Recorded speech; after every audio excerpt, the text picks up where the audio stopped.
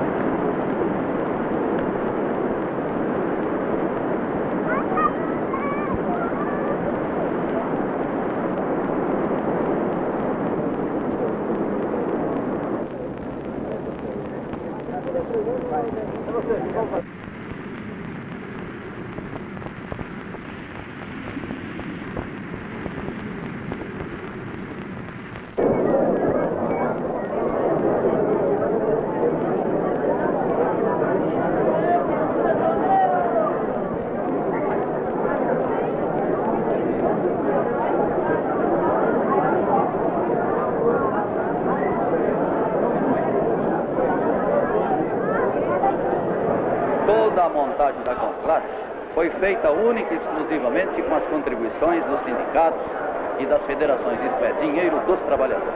Além disso, a nossa previsão de comparecimento foi extremamente ultrapassada.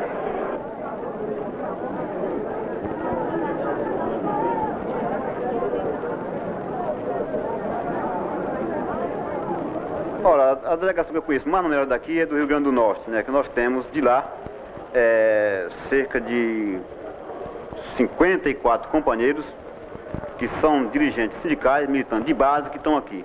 E também tem uma delegação bastante forte da Paraíba. Viemos a conclave com o objetivo de realizar o nosso trabalho, que é de interesse de toda a classe trabalhadora do Brasil, discutir os nossos problemas de modo geral. A gente espera que nesse conclave a gente arrumar uma unificação dos trabalhadores, tanto do campo como da cidade. E a gente pretende encontrar um meio de solucionar os problemas agrários, problemas das terras, sabe? Tá muita dificuldade a gente sobreviver, nós que somos da área rural. Os lavradores estão tendendo da terra.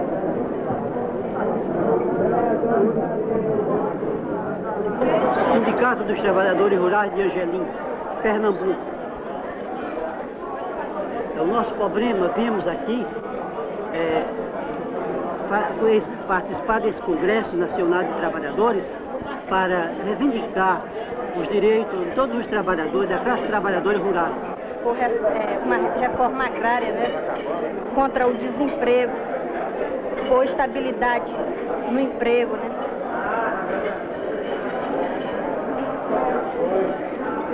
Assim, com a autonomia sindical. Esperamos dialogar com todos aqueles que estão com os poderes para chegar a um diálogo, para conseguirmos a paz, a união, a tranquilidade e a democracia. Apesar dos inconvenientes, apesar dos fatores negativos que a gente está encontrando, entre os quais a falta de alojamento para todas as delegações, a gente acredita que até o final de domingo nós tenhamos decisões que determinem os rumos do sindicalismo brasileiro.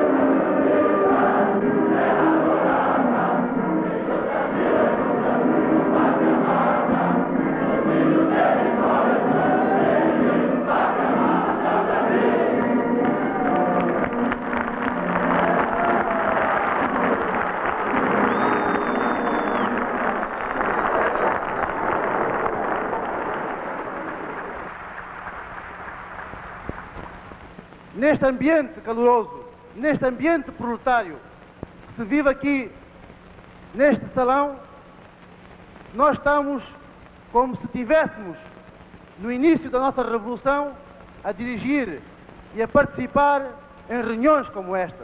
¿Cómo es posible que se siga asesinando a los mejores hijos de los trabajadores en Guatemala, en El Salvador? El pueblo uruguayo no tiene apertura porque su central sindical, la CNT, Convención Nacional de Trabajadores, la única que el pueblo uruguayo acepta, está proscrita por el gobierno.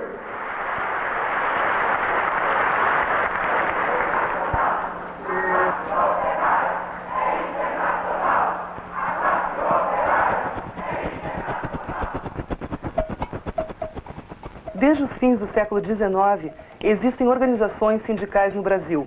São anarcossindicalistas, cooperativistas, socialistas. Essas organizações são frágeis, o que não impede que os operários pensem em fundar partidos. Mais concretas são as formações de federações e confederações. De todas, é a Confederação Operária Brasileira, de tendência anarquista, a mais combativa. Parte dela a iniciativa, em 1906, do primeiro Congresso Operário Brasileiro.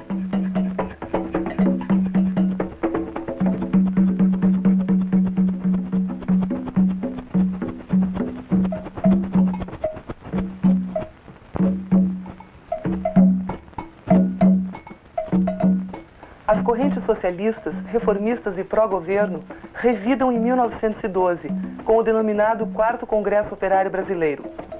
A partir de 1917, o mundo capitalista passa por graves modificações. A Rússia soviética aparece como um novo modelo revolucionário mundial. O anarquismo entra em declínio. Inicia-se um novo momento histórico. Surge, em 1922, o Partido Comunista do Brasil.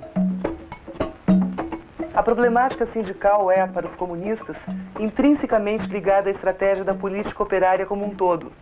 Por isso tentam, a partir de 1929, fundar a Confederação Geral do Trabalho. Em 1945, surge o Movimento Unificador dos Trabalhadores, frente única sindical liderada pelos comunistas. Sua ação é rápida e cobre todo o território nacional. Para derrotá-lo, o governo proíbe, em 1947. O crescimento industrial torna o movimento trabalhista mais complexo e exigente. É através dos 4 congressos sindicais nacionais, entre outros, que as novas lideranças se manifestam. Como resultado, em 1962, aparece o CGT, Comando Geral dos Trabalhadores.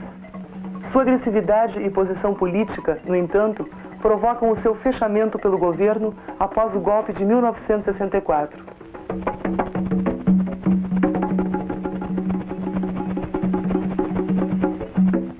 Somente 17 anos depois é que os trabalhadores se reúnem novamente em caráter nacional.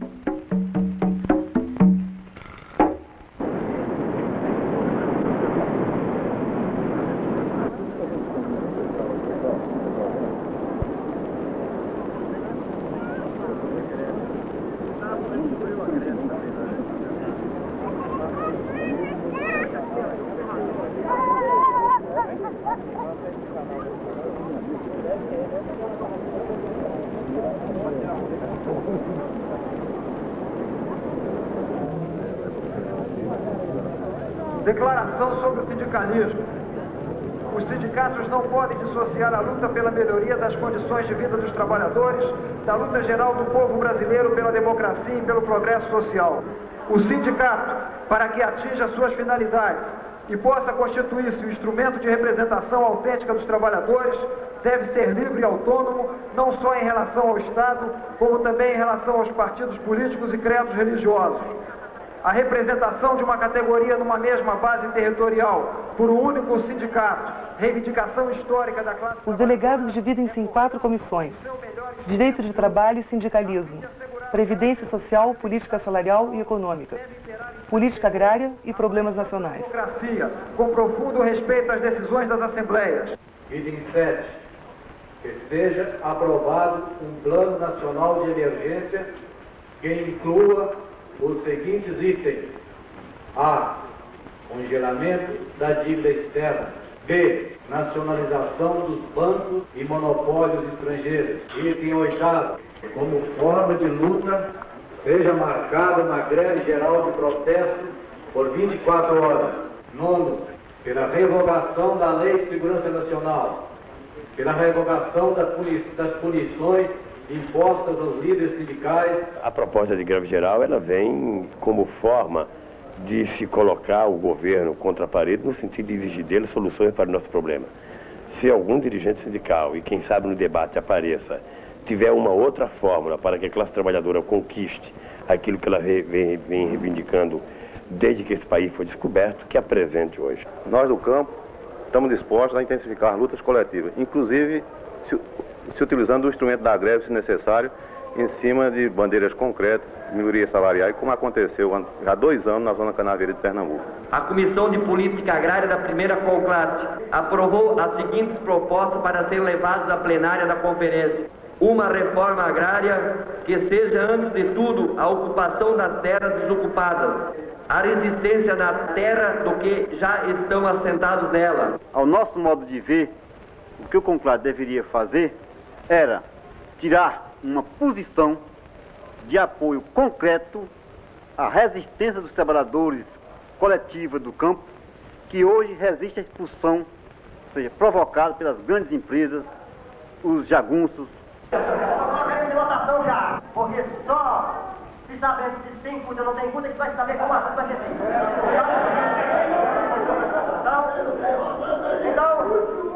Então, quem é a favor da CUT? Votação. Quem é a favor da CUT?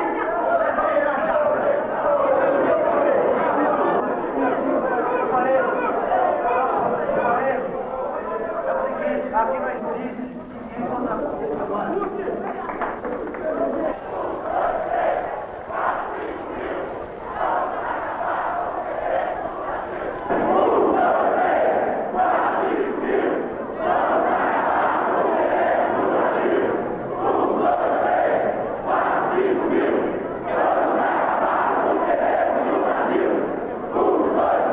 Todas as reivindicações, quer seja a reforma agrária, quer seja a reforma urbana, quer seja o salário, quer seja a greve, todo este elenco de problemas foram aqui debatidos, unidade sindical, pluralismo sindical, são temas inseridos dentro da própria questão democrática. Proposta pela criação de departamento feminino. Quem tiver a favor, proposta número 1, levante seu crachá.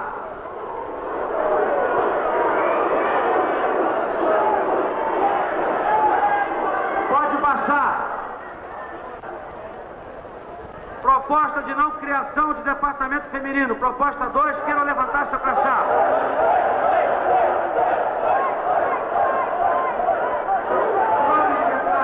Ganhou a proposta número 2.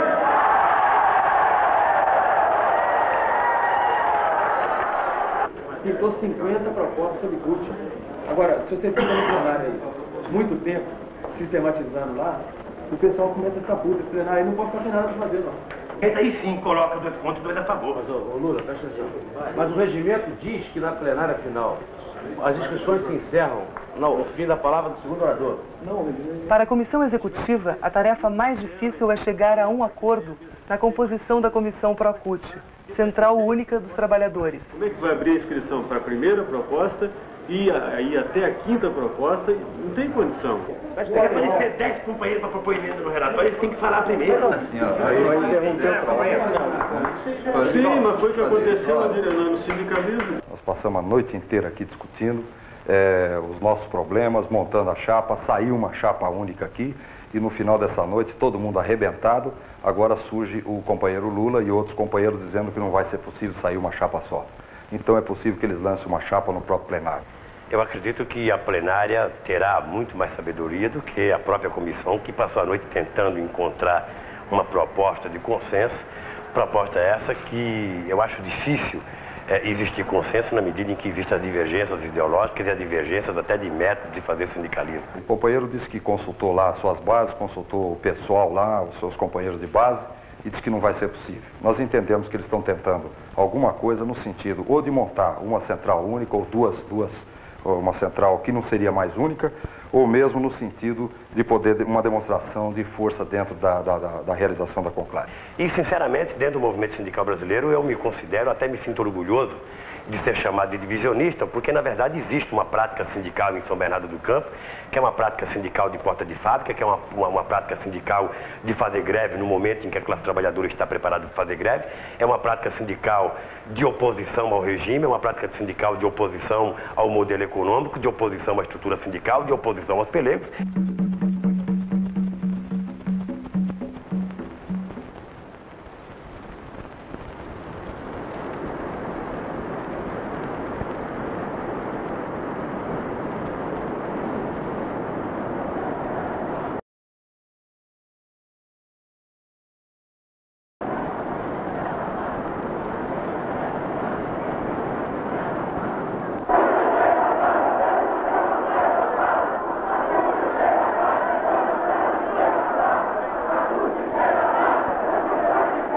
Existem muito poucas delegadas aqui na Conclave, mas talvez isso seja um reflexo da organização da mulher trabalhadora atualmente.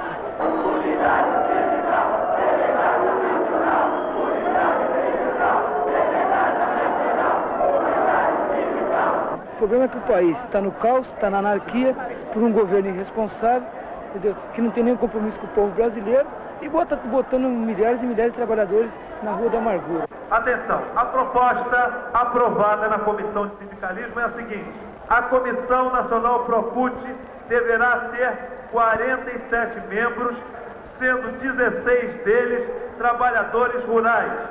Cada estado e território e o Distrito Federal tem direito... O que está vendo aqui é uma discussão que está para acontecer há muito tempo, uma discussão dos próprios trabalhadores, da sua situação real, do regime que nós temos e de todas as colocações que precisam, do programa de lutas que tem que ser levantado para transformar esse regime. Todos nós queremos uma central única de trabalhadores, unitária. Não tem o menor sentido colocar chapa contra chapa aqui nesse plenário. A chapa que nós apresentamos foi a chapa feita pela Comissão Nacional Executiva. Na hora do almoço, convidei o companheiro Lula e os demais companheiros que não tinham aceitado a chapa para fazer uma nova reunião. Os companheiros não compareceram para essa nova reunião. Isso demonstra a pouca vontade que eles têm em fazer unidade. Em razão disso, eu fiz uma nova chapa. Não participo de montagem de chapa de concluído, companheiro. Só para encerrar, realmente, companheiro, eu peço que a mesa retire meu nome dessa chapa proposta.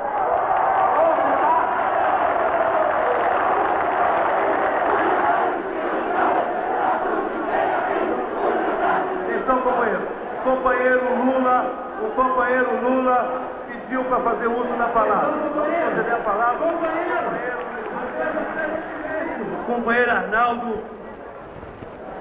quando fez uso da palavra, disse aqui de que a comissão executiva tentou, da meia-noite às 7h30 da manhã, tentar chegar a um consenso sobre uma chapa única. A grande verdade é que esse consenso não foi possível. E não foi possível porque as propostas que nós chegamos à conclusão foram submetidas a dezenas de delegações e as delegações exigiram que não houvesse determinado tipo de composição. A responsabilidade de cada um de nós não é apenas tirar uma chapa única. A responsabilidade de nós, em nome da tão propalada unidade, é a gente saber acatar o resultado da grande maioria, seja qual for a chapa vencedora.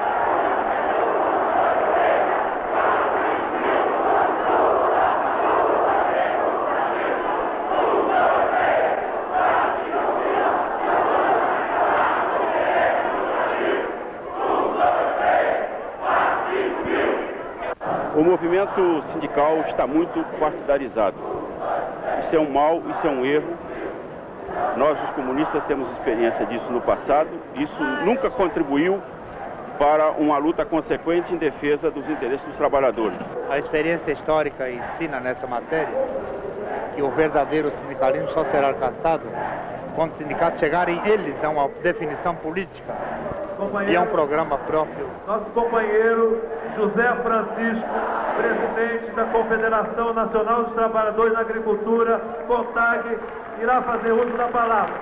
Nós conseguimos quebrar o isolamento, o tabu do isolamento imposto pela ditadura há 17 anos, companheiros.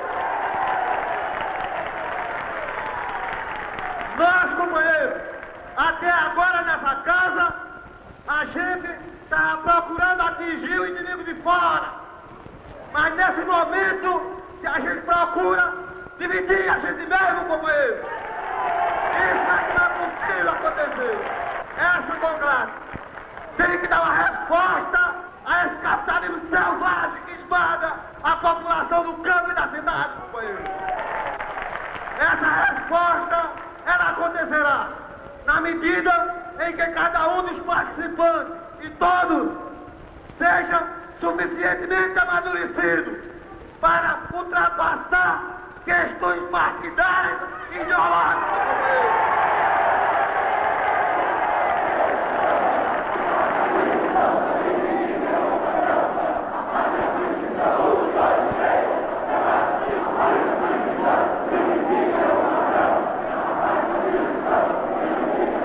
Agora mesmo me perguntavam, mais de uma chapa aí para preparar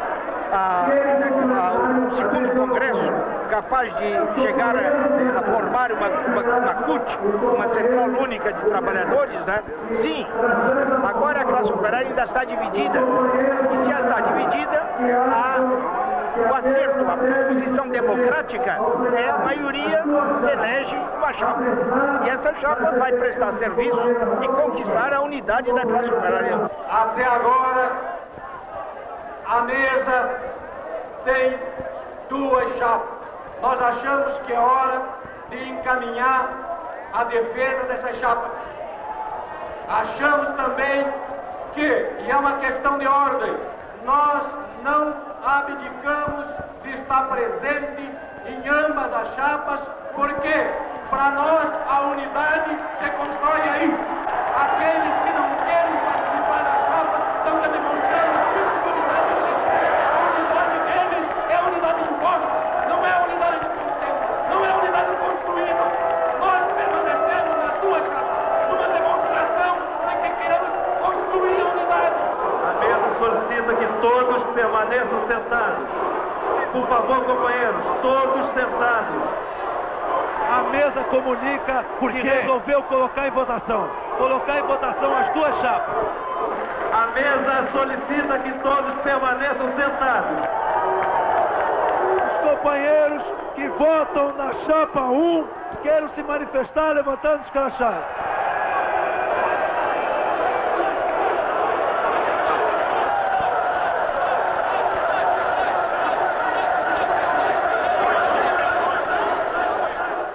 Duas vezes as chapas vão para a votação. Os companheiros que votam na chapa 2 querem levantar o crachá. A mesa declara que não há condições de definir a vitória de uma ou de outra chapa. Cria-se um impasse. A mesa não consegue discriminar a votação. Frente ao impasse, a comissão executiva reúne-se novamente. Atenção, companheiros, que o pessoal já está chegando para apresentar o resultado dos entendimentos havidos entre as chapas. Finalmente, uma hora mais tarde, chega-se a uma chapa única. Em primeiro lugar, eu acho que era impossível, naquele instante, alguém dar o veredito de vencedor para uma chapa ou para outra chapa. Quer dizer, eu acho que a mesa procedeu corretamente quando não assumiu a responsabilidade por a vitória de uma chapa ou vitória de outra. Daí, lá em cima, no palanque, nós resolvemos assumir a responsabilidade de tentar propor para os companheiros da plenária uma composição qualquer que permitisse que a gente saísse de lá com o mínimo de direção, com o mínimo de organização. Bom, finalmente nós conseguimos, como prevíamos e como batalhamos o tempo todo, para que saísse uma chapa única da Comissão Nacional Procute. Então foi formada uma comissão com 56 companheiros, representando todos os estados da federação, e desses 56, 23 deles são da área rural. Essa é a primeira grande integração do trabalhador do campo e trabalhador da cidade que se tem história no Brasil. Entre as reivindicações aprovadas pela conferência, direito do trabalho e sindicalismo, estabilidade no emprego, direito de greve, comissões de empresas, delegados sindicais, redução da jornada de trabalho, liberdade e autonomia sindical, previdência social e política salarial e econômica, a democratização da saúde, congelamento dos preços de primeira necessidade, um salário mínimo real, nacional e unificado, salário de desemprego pago pelo governo, escala móvel de salários com reajustes trimestrais, política agrária, reforma agrária radical, ampla, massiva e imediata, com a participação dos trabalhadores, garantia de preços justos para produtos agrícolas, nacionalização das multinacionais de insumos agrícolas.